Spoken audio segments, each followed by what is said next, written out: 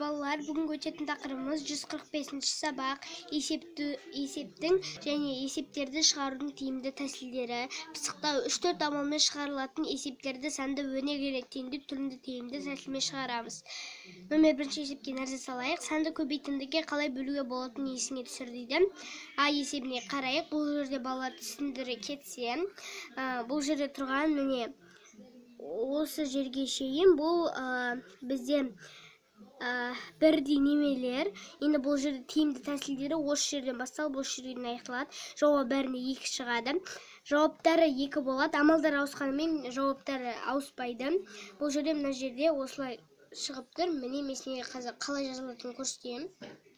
Балалар, міне тура осылай жазылады. Тура осылай жазылатынын көрсеткенімде, келесі ә есебіне нәрсе салайық. Әртүрлі тәсілмен есепте дейді. Тиімді, енді үлестірілімділік қасиет арқылы ауыстырымдылық немесе әртүрлі қасиеттер, әртүрлі тәсілмен есептеу керек. Ал мен сізге көрсетейін қалай есептегенімді. Әр есептерде 3 тәсілмен шығарылады.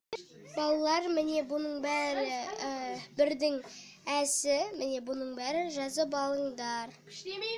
Келесі Б есебіне назар салайық. Бөлгішті бір тамғалы сан 2 санның көбейтіндісіне ауыстырып бөлуді орында дейді. Ал көрсетейін сендерге жауабын. Өте оңай, міне жауабы.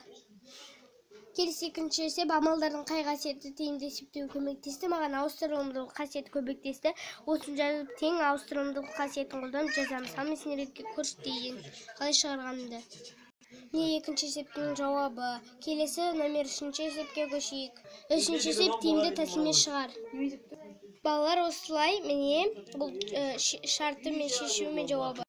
Бұл жерде берілген есеп бір кітапта 60 бет, екіншісінде 96 бет бар. Егер күніне 6 беттен оқитын болса, осы 2 кітапты неше күнде оқып шығаруға болады дейді. Оқып шығуға болады. Ал мен сендерге жауабын көрсетейін. Бұл жерде бала кітаптың сурет, бірақ дұрыс салмады. Міне осылай. Жауабы 26 күнде, 2 кітапты 26 күнде оқып бітіруге болады, бітеді. Келесі номер 4 есеп. Бұл жер не деп тұр? Тәсілдердің қайсысы тиімдірек екендігін айтуға бола ма дейді. Көрейік. Бұл жерде теңдеу. Мына жерде көрейік. Бірінші тәсіл осындай. Екінші тәсіл осындай. Өздерің оқи аласыңдар деп ойлаймын. Ал қазір қараңдар енді. Бұл жерде екі тәсілде де жауабы 36 болып тұр. Енді теңдеуге қараш, ол сонымен қатар теңдеу құрды дейді. Ал көрейік, теңдеудің жауабын тез шығара салуға болады. Бұл жерде 180 бөлу x тең 90 бөлу 18 дейді. Бірінші 90 мен 18 бөле саламыз. 90 бөлу 18-ге тең балалар 5 болады. Ал 180-ді 5-ке бөлеміз. Балалар қанша болады? 36 болады.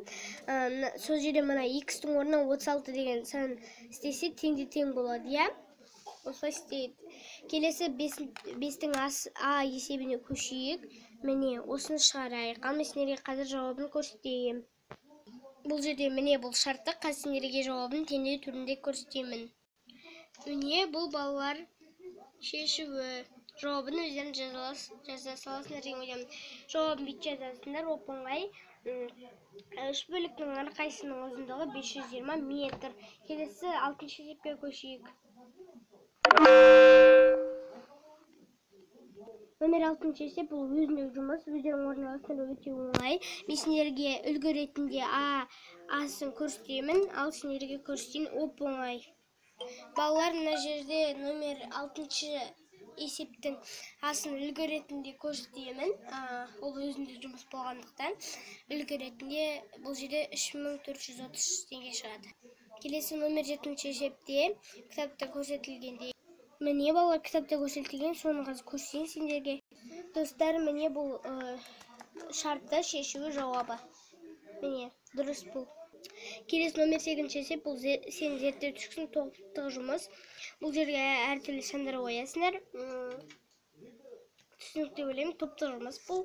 Мектепке барғанда көресіңдер. Келесі номер 9 есепті шығарайық. Номер 9 есеп былай шықты. S-тен 250, яғни Арман Серіктен 250 метр қашықтықта болды үй жұмысы. Міне Осы жауап. Ал балалар, бәріңе есептер түсінікті болды деп ойлаймын. Алыншы, сау болыңдар. Назарларыңа рахмет.